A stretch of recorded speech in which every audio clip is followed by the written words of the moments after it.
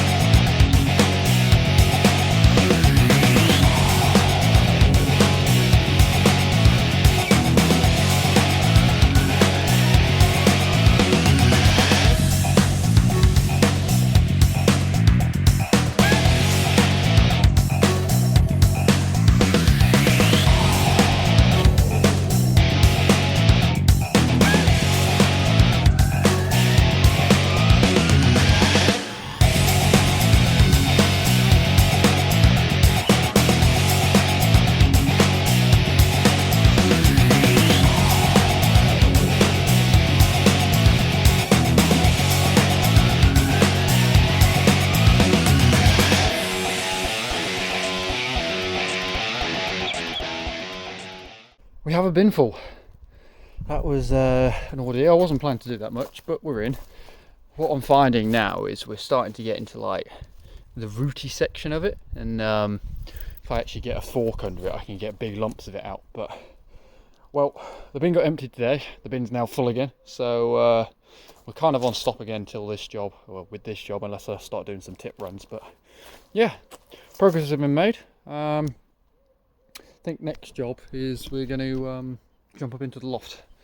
I keep saying I'm going to do that and I haven't done it yet, so let's go have an inspection. Let me talk you through the plan as to why we're going into the loft. So we're going to do some rejigging around upstairs here, just to try and add a little bit more space, make things a little bit easier.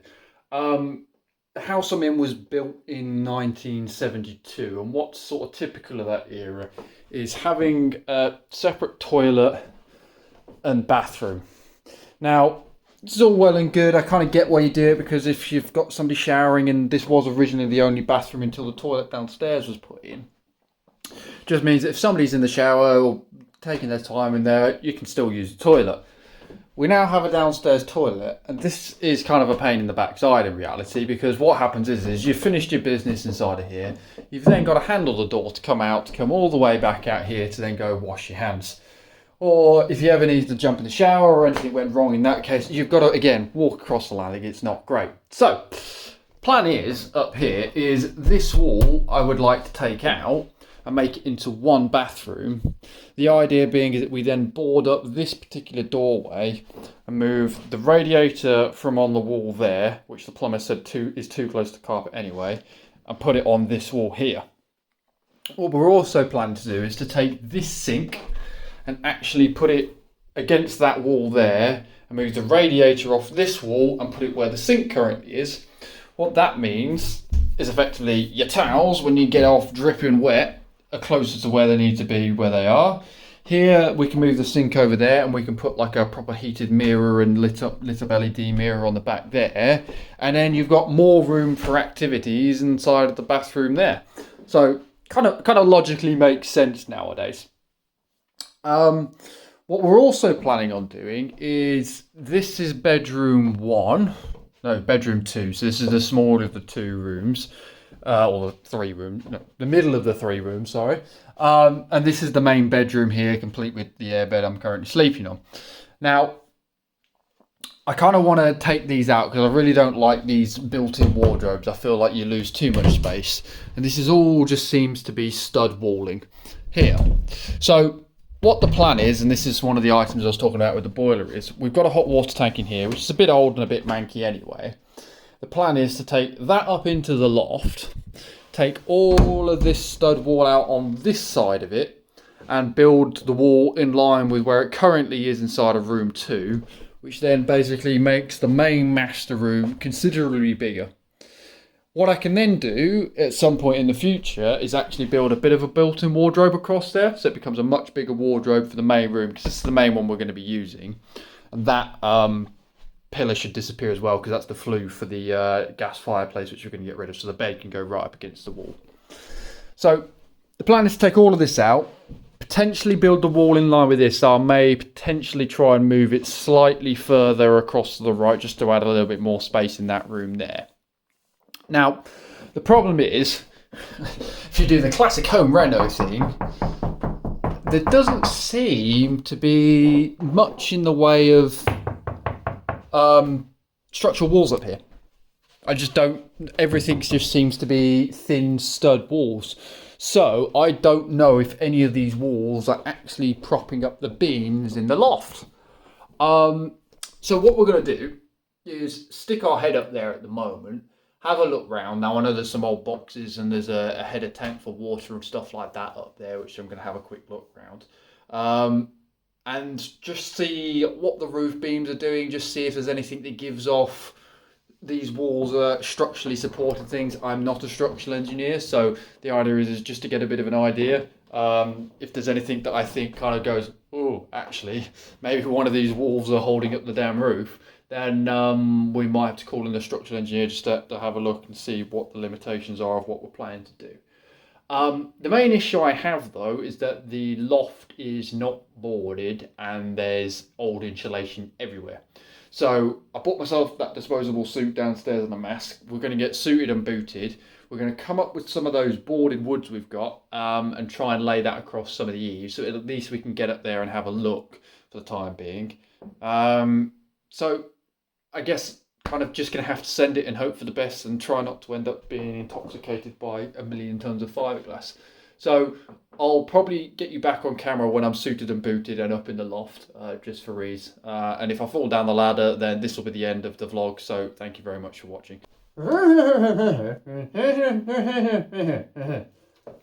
Let's go up in the loft. Welcome to the loft. As you can see, they've thrown an absolute shed load of insulation down. I mean, it doesn't look too old, I guess. Let's get some better light. Doesn't look too old, I guess, but kind of needs to come out for all the plumbing and electric, so I don't know whether we just get on and replace it as part of doing that job. Because I would ideally actually like to try and board this loft so we can potentially store things up here. I mean, if you look over there, we've actually got boxes, got this cold water tank. We've got a load of other boxes and stuff over here, so we'll try and get those out because they don't need to be up here. But yeah, there's not an absolute load of space to stop, unfortunately. Oh, we've actually got some skirting boards which have been made into something there. So I think what I'm going to do is just clear a bit of a hole here and get rid of this insulation sitting just here, so we can get onto those boards, and that'll at least allow us a bit of a landing zone which we can operate from. We found a friend! He was buried underneath the insulation, bless him. Oh, poor guy. I mean, I don't know how old he is, but he's pretty rigid and pretty crusted up. There's also, so I've just looked over this side. There's actually some pipes and some cabling and a half-burnt match, more concerningly, under there. As well as, what's this thing? I don't know what this is. I can stand you up and get some better light over there. Oh, timber. There we go. You're drunk. Stay there. We've got like a sequiny type thing stored underneath the insulation. We've also got oh, here we go, hop, skip and jump frog buried under the insulation. We've got a dust sheet of some description also under here. Right, I was expecting to find a crate with like £100,000 in it at this rate. What else have we got? Oh, look at this! Try not to fall off the ladder. But there's also, like, you know, one of like the POG football guys. There's one of those buried right under the back there. I kind of don't want to put this under with my wrist exposed, but yeah, got some old cabling. Don't know if that's attached to anything, but it's running free, whatever it is. It's an absolute treasure trove up here. So that was not the most elegant thing I've done in the world, but we've managed to twist and transition ourselves into the loft space a little bit. Yeah, this is not going to be fun, let's put it that way, without any boarding to start with. And as you can see, I'm 6'5", I'm quite tall, and yeah, the entrance is basically directly on top of the roof. So I think the first thing we may need to do is actually, I think we need to go to a hardware store and get a few boards at least, just so we can build a bit of a pathway in the short term. I'm not saying we're going to fix them down, but at least if we like mount a board across these joists here, at least I can get in and out of the loft much easier. But since we're up here, what I'm going to try and do is grab hold of these boxes, which all look to be empty, and at least get those down. What's that over there? Is that a bear or a blanket or something? Or a dead body? You never know. There's like an old duvet as well over there, so we'll try and find those. Oh look, there's the hot water tank, or the cold water tank. I can't see with the angle I'm at, but you can have a look in there and just see if there's anything dead floating in it. You can let me know if there is. But yeah, let's get these boxes down. I may have gotten slightly distracted from the task at hand and what I went in the loft for, because we started finding some things. So got those cardboard boxes down, at least the ones we could reach, which is good. Obviously you've met our friend Mr. Frog that we found inside of the loft, so yeah, don't know what to do with him. We've got old little bear here. Don't know how old he is. What I may do is reach out to the estate agents who I bought the property from and just let them know that I found some bits in the office, because I don't know whether in the office, in the home, that's going to become an office. And just let them know that I found some items in the loft, and I don't know whether that's of sentimental value. I mean, he's quite solid, so it could be some Victorian bear worth £1 million. We also found this little purse pouch thing, and then there was this bag. This bag was shoved to the right hand side of the loft hatch. I have not looked through this at all yet, but it appears to be, let's have a look.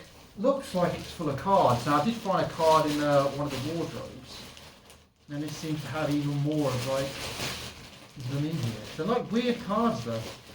So they're like, look, they're like special 3D with love to my wife on her birthday. Oh, that's kind of cute.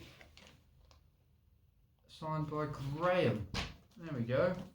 So it looks like these are all like old cards from, I suspect, the lady that used to live here's husband to her, and she's packaged them all up. So I think what I'll do is it looks like that's all the way through. So what I'll do is I'll reach out to the estate agents and just see if obviously there's a sentimental value with the lady like them back, because there's quite a lot of them here. They've obviously been kept for some reason. Oh, here you go. This is different. What's this one? We've got a book. I won't give the person's full name. We'll cover that up. But there's somebody's school book here. Hey! Childhood handwriting. Brush went into the house and the boy saw it, and the witch said, "Now I will kill you." So she made a spell and the witch was dead, and the brush went out of the house, so the boy lived happy again. Okay, sounds like some voodoo hexes have been left in here. Some people playing football and various different stories. Daddy Dinnermouth. Okay, that sounds interesting. There's a duck that looks like he's walking up to the lemonade stand. So yeah, I'll go through the rest of this bag. I'll let you know if I find anything else interesting. But yeah, I'm going to reach out to the owners and just see if they want that back. Oh, apparently she rushed the writing on that one. Back to the job at hand. So here is my non-expert opinion on what I think is going on. So there are two roof trusses which run pretty much either side of that loft hatch. Now the roof trusses are running this direction across the building. There's nothing going that way. So if we follow this line of this area here, which runs into this room, you can see that the roof truss probably sits about here. So that would mean this wall's not really holding up too much.